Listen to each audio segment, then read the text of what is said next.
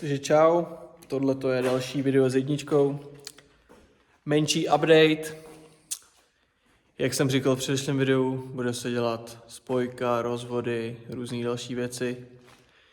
Nicméně, teďka mám auto na zvedáku, zavěšený motor, protože se zrovna dodělala spojka, sundala se převodovka, spojka se sundala, trošku mě překvapilo gufero, protože prochcávalo a od toho se prej dojebala ta spojka.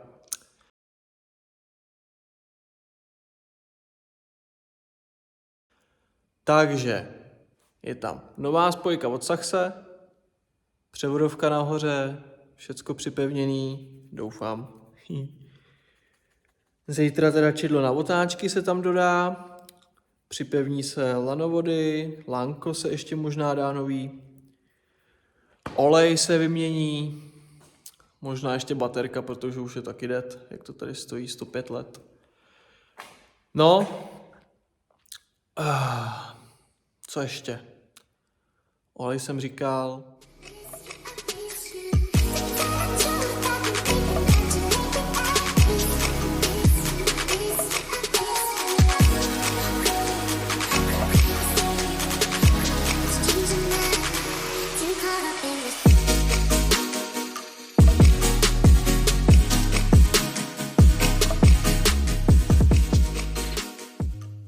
Všecko bude a snad se vidíme v sobotu v Mostě na The Classics. Velký sraz fakt jako veteránů, starých vzácných aut.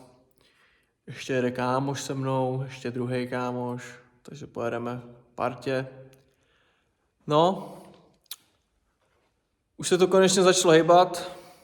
Dělám si to sám teda, kluci mě přemluvili. Mám taky mentorování od nich, pomohli mi s nasazením té převodovky zpátky, to byla makačka.